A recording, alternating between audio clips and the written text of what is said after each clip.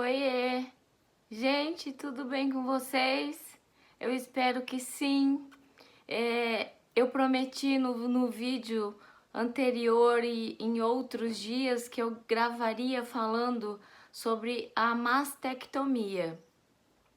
Muito em função da dúvida de uma amiga aqui do canal, a Lise, e eu acredito que as perguntas dela vão ajudar eu a responder as questões e as dúvidas de muitas de vocês, de muitos de vocês.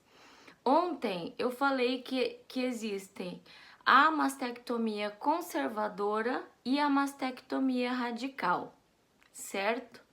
Certo, que ficasse gravado isso, sabe, gente? Para que depois a gente entrasse em subtipos de mastectomias. E é isso que nós vamos fazer nesse vídeo. O vídeo sobre a mastectomia conservadora e a mastectomia radical, eu falei ontem misturado com um desabafo e, gente, eu tava pensando muito nisso, no assunto de ontem, então eu não podia deixar de falar, tá? E antes, eu quero falar assim, só uma coisinha. Eu recebi uma mensagem, né, de uma pessoa que falou que eu passei lá em São Paulo, que o comércio tá na zona vermelha, tá tudo fechado, etc, e etc e tal. E que tinha ficado muito decepcionado comigo porque eu postei isso no Instagram. E eu quero pedir desculpa, sabe, publicamente para as pessoas que se sentiram ofendidas com isso. Eu falei que eu ia andar na Paulista e eu andei na Paulista até escurecer. E aí, depois que escureceu, gente, o que é que eu fiz? Eu cheguei num lugar e nesse lugar eu gravei alguns vídeos, eu acho que 2 vídeos. Tava bem grog mesmo, mas era cedo. E depois que eu fui para casa, eu publiquei esses vídeos, mas para compartilhar com o pessoal do Instagram, que é um público bem diferente do público do YouTube.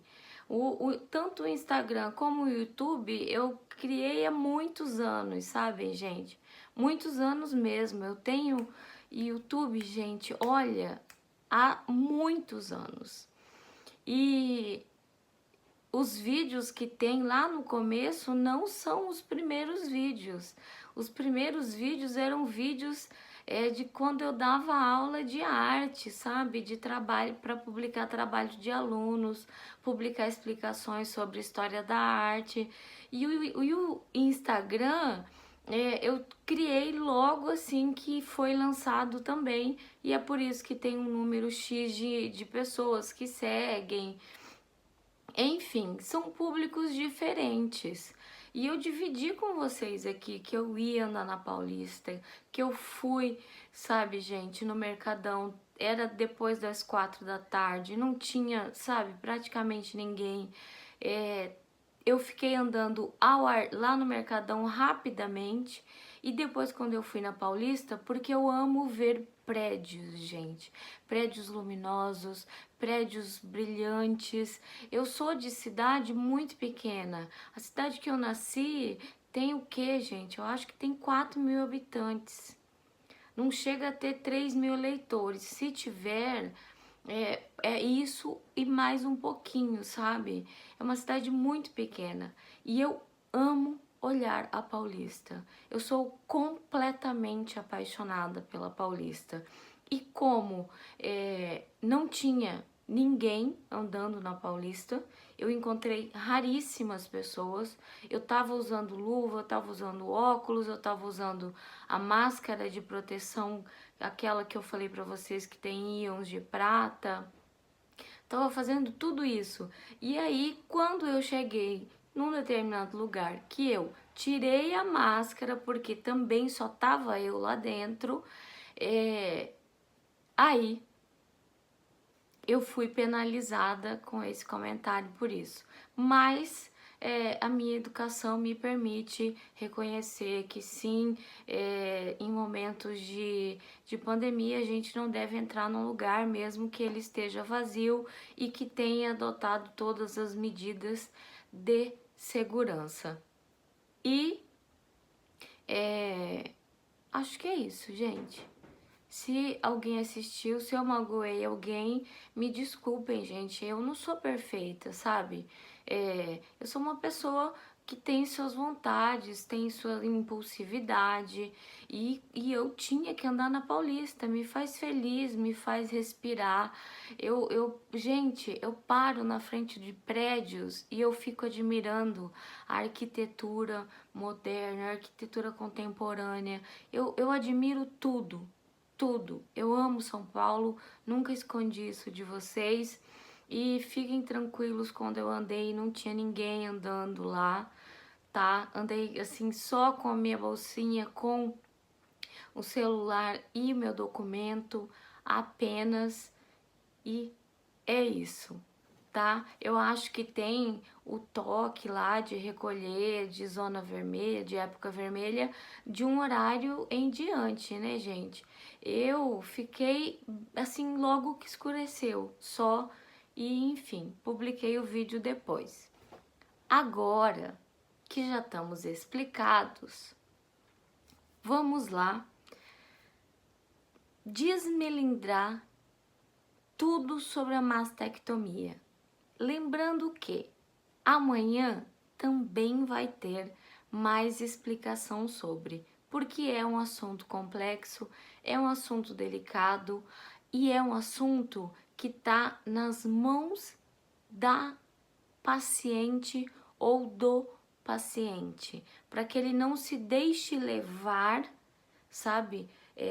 Há 50 anos arranca os peitos, como se uma mulher de 50 anos que não tem de repente um BRCA modificado, uma síndrome, ela não tivesse o direito de ter o seio assimetrizado, sabe, gente? Não tivesse o direito de ter uma reconstrução digna. Eu já vi mulheres que acima de 50 fizeram suas cirurgias e o que resta é um talho, gente, sabe? Um talho sem pele e sem nada. Além dependendo do lugar onde é o tumor, a cicatriz ela começa aqui e ela só termina aqui.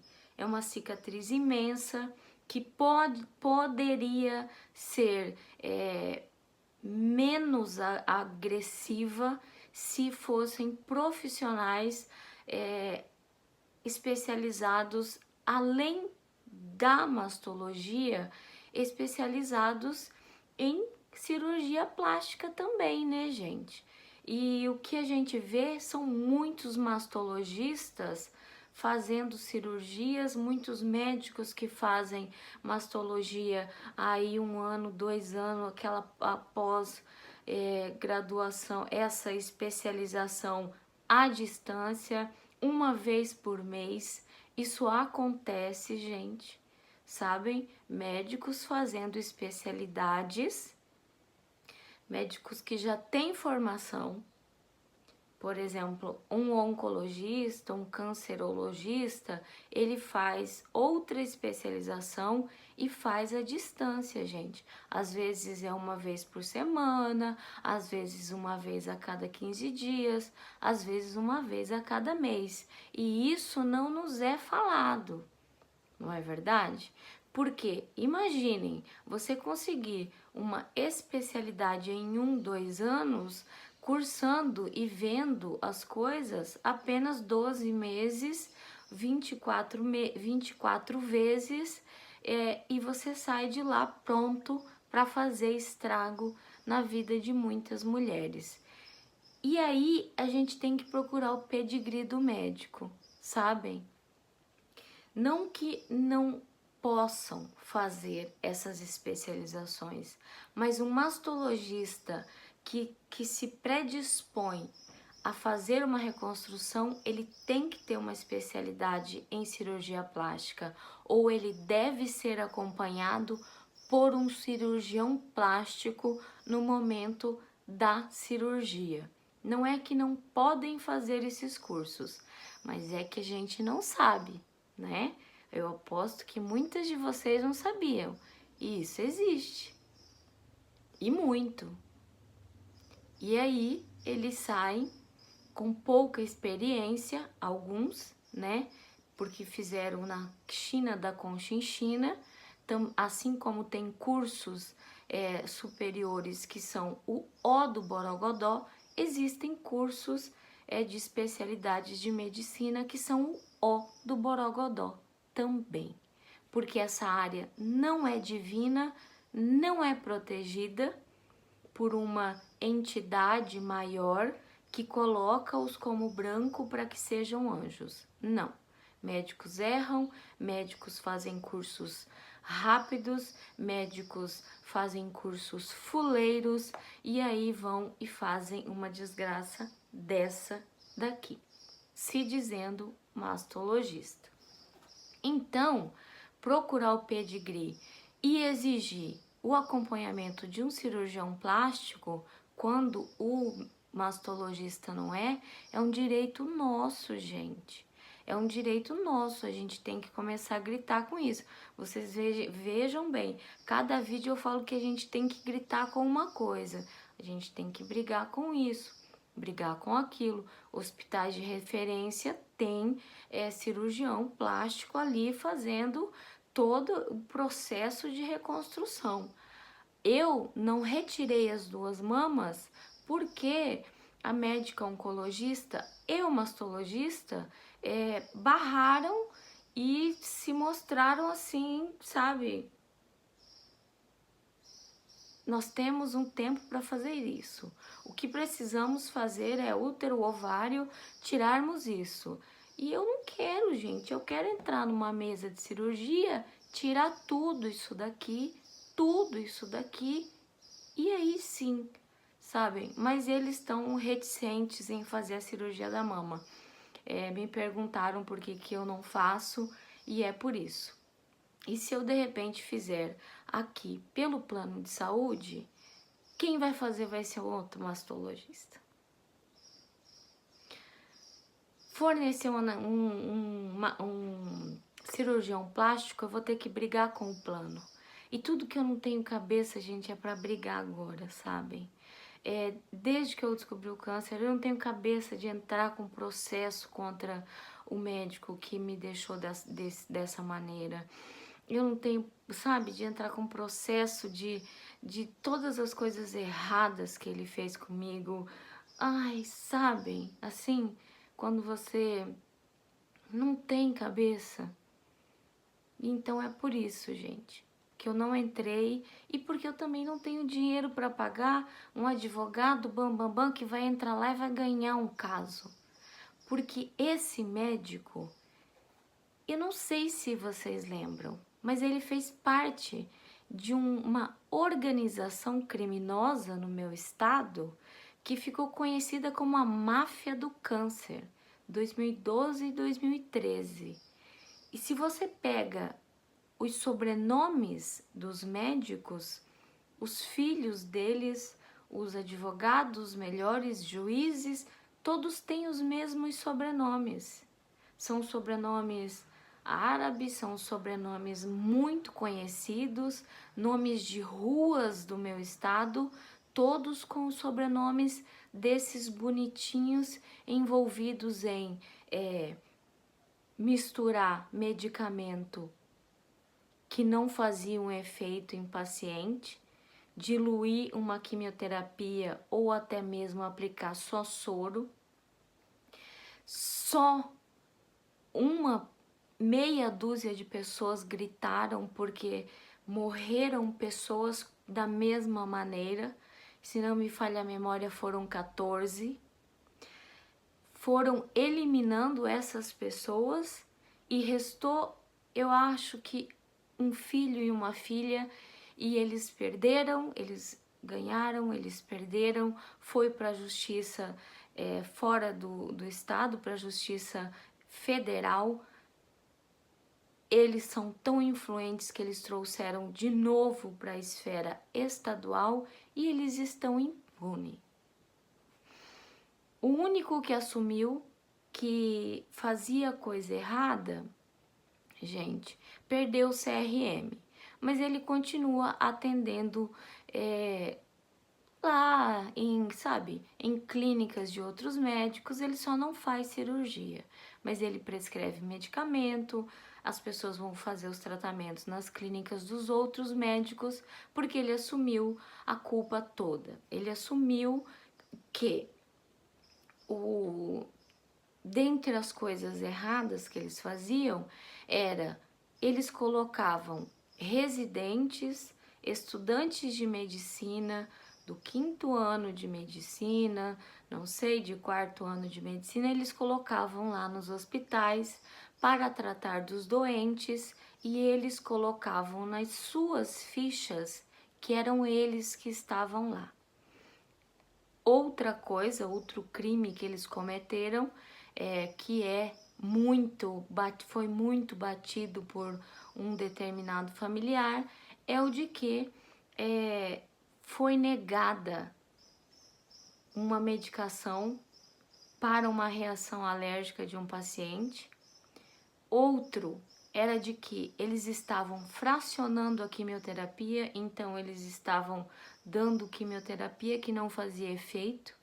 Morreu muitas pessoas. Para mim, 14 é um número alto e baixo, porque eu acho que eles têm muito mais crime nas costas. Outra coisa também que era uma prática era passar, se não me falha a memória, gente, morfina em pacientes que estavam ali pensando que estavam recebendo quimioterapia e era para eles morrerem mais rápido. É tudo, gente, um grande escândalo que não se resume só ao meu estado. Então, se eu entrar nessa briga, é uma briga de cachorro grande com cachorro pequeno. Eu já me acho um cachorro médio por estar no YouTube aqui falando. Mas vocês, é só digitar no Google, gente. Máfia do Câncer 2012 Mato Grosso do Sul. Tá lá. E se vocês entrarem, porque eles pediram para tirar do Google, sabe? Eu li o ano passado, eles pediram para que retirassem essas pesquisas do Google. Mas você acha no Jus Brasil e eles são muitos. Não foram 5 médicos, são muitos. Uma rede inteira de médicos participando de algo que foi classificado como a máfia do câncer pela Polícia Federal e pelo Ministério Público. Mas estão todos soltos, praticando os outros crimes e nada foi feito. Bem, aí, gente, eu já entrei em outro assunto, né? E vamos lá falar sobre a mastectomia, porque não é só uma coisa envolvida, são várias coisas envolvidas. E outra, a máfia de branco, ela é muito unida. Você não consegue, assim, nem que um enfermeiro enfrente um médico ali, sabe, no tribunal. A enfermeira que começou a me tratar, a cuidar de mim durante a quimioterapia, depois da primeira quimioterapia, ela pediu demissão. Ela não me falou por quê, ela só me disse que ela não concordava com os critérios adotados pelo médico. Então, gente, eu não sei nem que quimioterapia eu recebi. O que eu sei é que o meu instinto me fez pedir o cartãozinho que vem colado no soro para que eu guardasse. Essas são as provas que eu tenho contra esse médico. O meu prontuário, ele deve ter dado um fim, ele não quis me dar o prontuário, ele me dá meia dúzia de páginas sem nada escrito. E eu já fui 2 vezes lá. tremi feito vara verde. Ele chamou meu marido para conversar na sala, meu marido foi convencido por ele de que ele não fez nada errado. Então, é tudo uma coisa assim, esquece isso, esquece isso, esquece isso. Mas toda vez que eu penso em esquecer isso, isso não me faz mais sofrer. Mas toda vez que eu penso em esquecer isso, eu lembro da quantidade de mulheres que podem cair nas mãos desses ridículos. Gente, o nome deles tem no Jus Brasil. Tem em processos que eles fazem parte. Tá tudo lá o nome deles. É só digitar. Máfia do Câncer 2012. 2012, 2013. A última notícia que saiu foi em 2018. Eis que pesquisarei de novo. Então, gente, na literatura médica e nos assuntos e abordagens, né, que a gente tem sobre nomes e tipos e formas de realização da mastectomia, nós temos dentro dessas duas mastectomias conservadoras e radicais os seguintes subtipos. Mastectomia simples, retira todo o tecido mamário, incluindo o mamilo, mas não retira os linfonodos, nem esses tecidos aqui muscular, nem esse músculo que a gente tem no tórax, certo? Em mim ele tirou uma parte aqui que afundou até a minha costela e fez esvaziamento axilar nível 3. Lembrando que essa mastectomia aqui não retira os linfonodos, certo?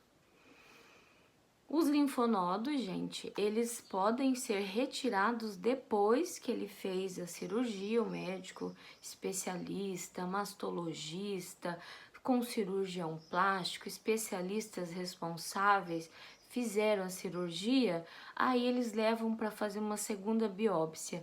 E nessa biópsia mostra que o linfonodo sentinela estava comprometido. O que é que eles vão fazer? Eles vão te mandar de novo para a cirurgia e aí você vai ter que retirar os linfonodos.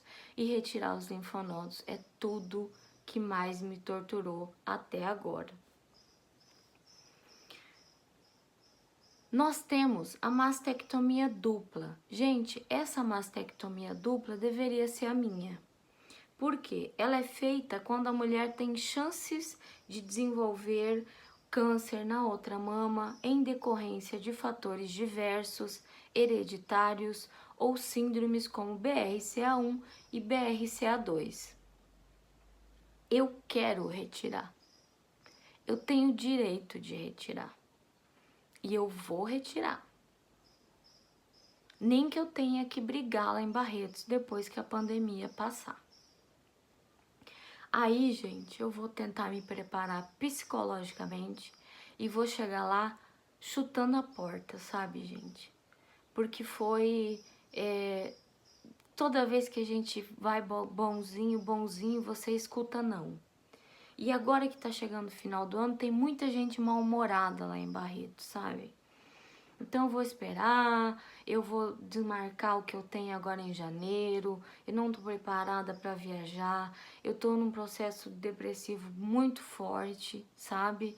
Crise de pânico muito forte, então eu vou deixar esse janeiro, vou ficar fevereiro aqui, e aí quando eu for lá eu vou em março, e aí eu quero ver quem vai me negar de fazer essa cirurgia. Mas, e essa cirurgia dupla, gente, ela deveria acontecer toda vez que uma mulher é operada da mama, ou um homem, porque estes deveriam ter o direito de fazer os testes genéticos, os testes que mostram mutação BRCA1, BRCA2. Estão vendo por que a gente tem que brigar? A gente tem que brigar, gente, e tem que apoiar políticos que incentivam a pesquisa nas universidades, porque são das universidades que vão sair esses testes genéticos mais rápidos não são feitos no Brasil. É uma vergonha. O Brasil é um dos países mais consumidores do planeta, gente. O brasileiro, ele gasta muito. Nós somos um número imenso de pessoas e nós não temos teste BRCA1 e BRCA2. É uma vergonha. Nós precisamos de políticas de incentivo à pesquisa nas universidades, porque são eles que vão nos garantir que tenhamos testes BRCA1, BRCA2, mutação tal, antes de fazer a cirurgia. E aí, enfim, retirar as duas mamas de uma vez só, se for necessário. Estão vendo? Quando uma universidade protesta, nós devemos estar com eles. Quando um pesquisador protesta, nós devemos estar com eles. Porque são eles que podem melhorar essa nossa realidade. Nós temos também, depois da mastectomia dupla, a mastectomia poupadora de pele. Essa daqui é mais realizada e voltada para mulheres que desejam fazer reconstrução, tanto logo após a cirurgia como depois, né? Leva um tempo para se fazer depois, porque você precisa fazer a radioterapia. A radioterapia deixa o tecido fibroso, só é indicado fazer reconstrução 2 anos após terminar a radioterapia. Não é recomendada essa cirurgia preservadora de pele, preservadora de mamilo, de tecido, se o câncer ele tá muito próximo da pele, tá, gente? Quando ele tá muito próximo. Várias pessoas perguntam do meu. Gente, o meu tava grudado no mamilo, ele saiu num lugar que é um a cada 100, se não me falha a memória, porque a maioria eles saem aqui e na mama esquerda. Eles saem aqui na mama esquerda. Em mim saiu na mama direita e saiu aqui. Tecnicamente falando, só aí o médico já errou, porque ele deveria ter retirado o meu mamilo. Ele não deveria ter deixado o mamilo, porque a chance de recidiva é muito grande. A chance de uma recidiva, quando você tem um câncer próximo da pele, grudado no seu mamilo, o cara deixa o mamilo. Ele queria me deixar paciente oncológica para sempre, até eu morrer, como ele deve fazer com outras pacientes. E a gente tem que ficar muito esperto em relação a isso, para que outros não façam a mesma coisa, porque eles vão ganhando, né, aquele dinheirinho, vão ganhando aquele dinheiro em cima da gente, até que a gente perca o valor e vá, né? Só vá. Mastectomia poupadora do mamilo. Falei que tinha um monte de subtipos, né? Normalmente, ela é feita em quem tem tumor pequeno, estágio inicial. Pele e mamilo são preservados quando não tem células na pele e no mamilo. Não tem células cancerígenas na pele e no mamilo. Vejam a incoerência da minha cirurgia. Ele retirou toda essa parte aqui, 70% da minha mama. Ele deixou o mamilo, que o câncer estava grudado no mamilo. Eu sentia ele grudado no mamilo. E ele fez o esvaziamento axilar. Não tem nexo, não tem lógica. Qualquer leigo vai entender que, se ele retirou os linfonodos, é óbvio que ele deveria retirar o mamilo. E toda essa mama sobressalente que ele deixou para eu me lembrar dele toda vez que eu olho no espelho. E aqui em casa tem só um espelho, que é daqui para cima, gente. Mastectomia radical. Essa mastectomia aqui, gente, é aquela mastectomia que durante a cirurgia tudo é removido.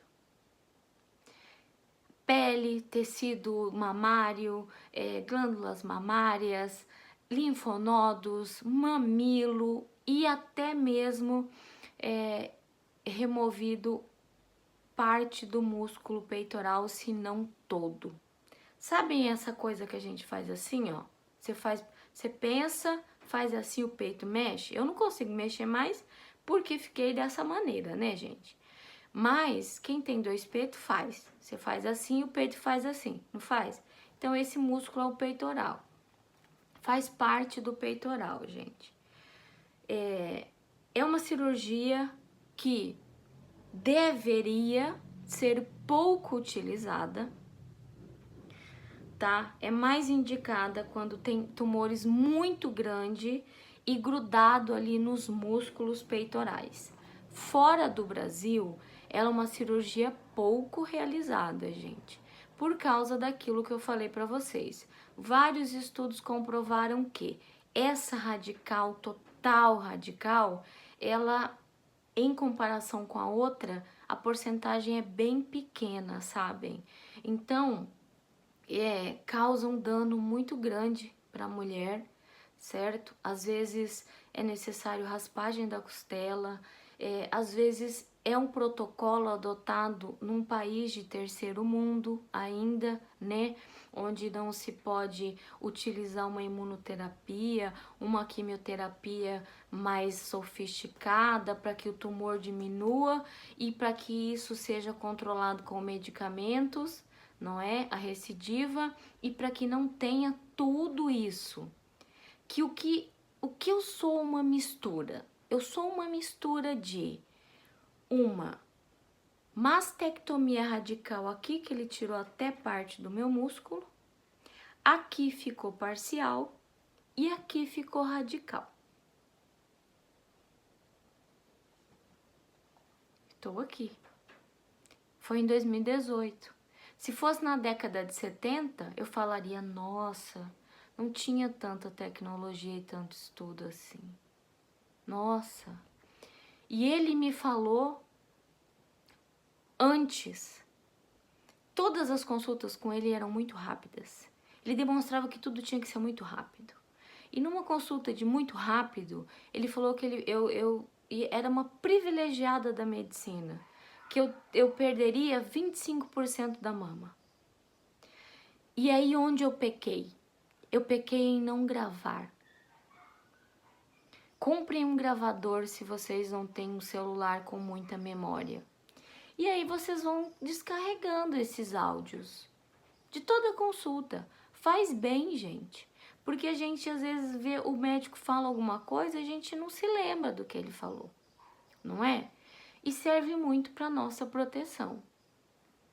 Serve muito para nossa proteção. Eu tenho alguns áudios que vão ser divulgados quando eu morrer.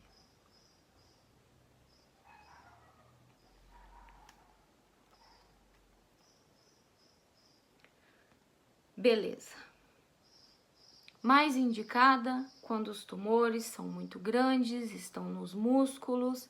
Gente, tem mulheres que infelizmente, sabe, gente, sentem que tem nódulo. O nódulo pega 10 centímetros, eu já ouvi falar 14 centímetros. E aí ela tá à espera de que venha um raio e tire isso dela. Enquanto que, se quando ela sentisse com 2 centímetros, que é o mais comum e frequente, ela poderia ter uma mutilação menos radical. Esse é o meu conselho. E aí, aqui tem um outro conselho. Mulheres com câncer inicial podem escolher qual tipo de cirurgia ela deseja fazer. Se ela quer reconstrução na hora, se ela não quer reconstrução, se ela deseja usar expansor lá pra frente, se ela não quer usar expansor lá pra frente. Enfim, é poder, power na nossa mão. Nós temos esse direito quando o câncer é inicial, gente. quando ele é descoberto lá no início, quando ele é descoberto que não pegou nos mamilos, não chegou a atingir os linfonodos, o linfonodo sentinela tá bonitinho, certinho, o linfonodo sentinela ele é testado durante a cirurgia. Então, bora lá, gente. Vamos nos informar qual o tipo de câncer, em que nível está, em que estágio está, qual é a perspectiva do meu tratamento, quais são os tipos de mastectomia que eu posso realizar. E é quadrante? Mas quadrante não é um termo, né, na literatura médica. Porque para ser um quadrante, o médico tem que ser muito especialista para tirar só 1/4 da sua mama. E o seu tumor tem que ser muito pequenininho, não é? Estamos certos disso? Em mim, quando eu fiz os exames, eram 2 centímetros, algo assim. Depois, quando foram retirados, foi retirado quase 5 centímetros. Para vocês verem a irresponsabilidade de um médico que não me pediu uma única ultrassom na semana da cirurgia. Porque o tumor, ele cresce. E alguns crescem muito rápido. Outros não. Mas como que ele vai saber se ele não tem uma bola mágica e se ele não é um ser divino com asas voando e fazendo milagres com suas varinhas de condão, de fadas, madrinhas, histórias em quadrinhos, enfim. Grande beijo no fundo do coração e vamos que vamos.